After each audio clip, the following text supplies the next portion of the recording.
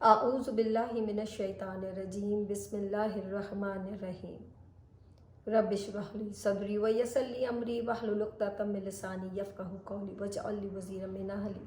السلام علیکم ورحمۃ اللہ وبرکاتہ۔ امید ہے آپ سب لوگ خیریت کے ساتھ ہوں گے انشاءاللہ۔ سورہ توبہ یہ 7 بڑی صورتوں میں سے ایک صورت ہے۔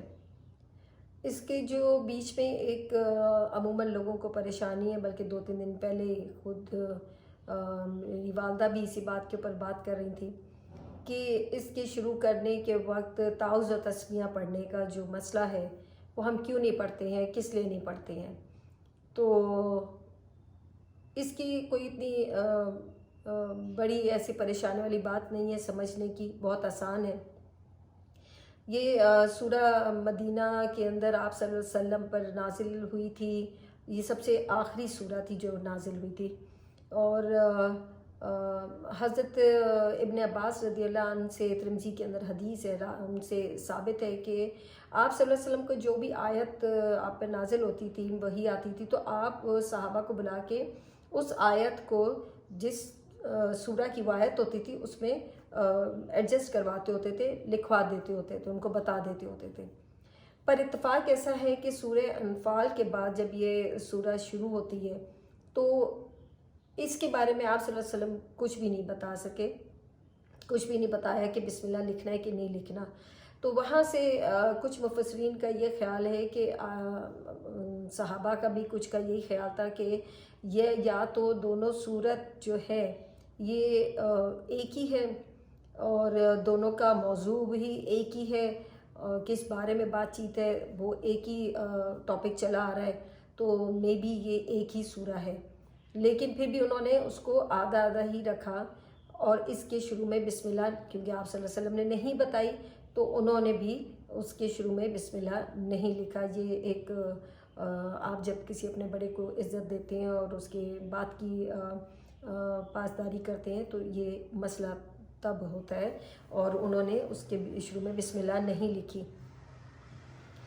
اب اگر باقی مفسرین کا خیال دیکھیں اور اگر خود بھی اس سورہ کے ٹاپک کے اوپر اگر ہم جائیں تو اگر آپ اس کی پہلی 5 سورہ جو ہے، 5 آیات جو ہے پہلی، وہ اگر آپ دیکھیں تو اس میں اللہ تعالیٰ کا غیظ و غضب نظر آ رہا ہے۔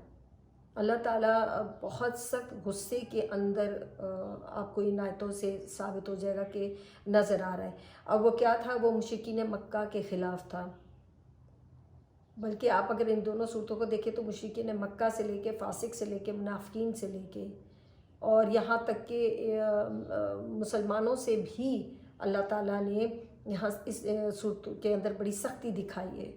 تو مشرکین مکہ کے ساتھ جو معاہدہ ہوا تھا، پیس ٹیریٹری جسے کہتے ہیں، وہ انہوں نے توڑ دیا تھا، اور بڑی خوش اسلوبی سے سارا کام چل رہا تھا، مگر جب انہوں نے یہ حرکت کی تو پھر اللہ تعالیٰ نے اپنی ناراضگی دکھائی، اور بہت غضبناک طریقے سے ناراضگی دکھائی۔ تو اس لیے بھی کہ اللہ تعالیٰ کیونکہ رحمان الرحیم ہے، تو ہم اس کو رحمان الرحیم کہہ کے پھر اس کے غضب کی جو آیتیں ہیں ان کو پڑھنا صحیح بھی نہیں لگتا ہے۔ تو پھر اللہ تعالیٰ نے مشرکین مکہ کے خلاف جو اپنے بات رکھی کہ اب ان کو نہیں چھوڑنا، اگر یہ حرمت والے مہینوں کے اندر انسان بن جاتے ہیں، دین کو قبول کر لیتے ہیں تو ٹھیک ہے، ورنہ ان سے قتال کرو، جہاں نظر آئے ان کو مار ڈالو۔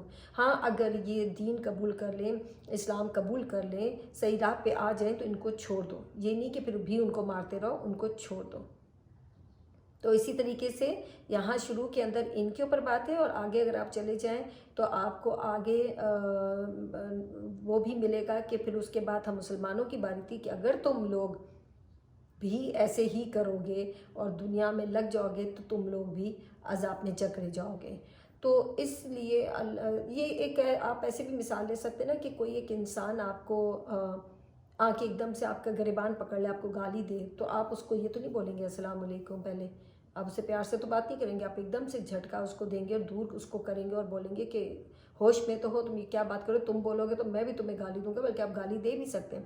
تو بالکل یہ ایسے ہی ہے کہ جب انہوں نے ایک دم سے اس معاہدے کو توڑا تو پھر اللہ تعالیٰ کا غیظ و غضب جاگا اور اللہ تعالیٰ نے ان کو سختی سے ایک طرح سے تنبیہ کر دی تھی کہ اب اگر تم نہ باز آئے تو پھر تمہارے ساتھ یہ سسٹم ہوگا.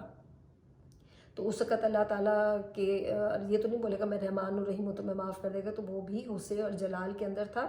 تو یہ سارا معاملہ ہوا تھا.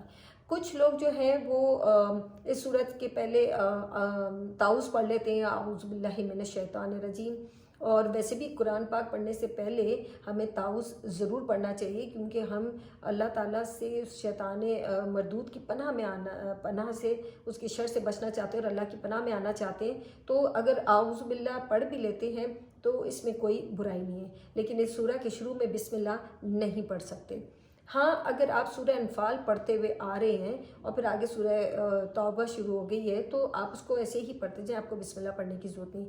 لیکن کچھ لوگوں کی علماء کی یہ رائے ہے کہ اگر آپ سورہ توبہ پڑھ رہے ہیں اور پھر آپ نے بیچ میں قرآن پاک بند کیا، کسی کام سے چلے گئے یا کوئی بات کرنے لگے کسی سے، پھر آپ کو دوبارہ شروع کرنی ہے تو پھر آپ بسم اللہ پڑھ سکتے ہیں.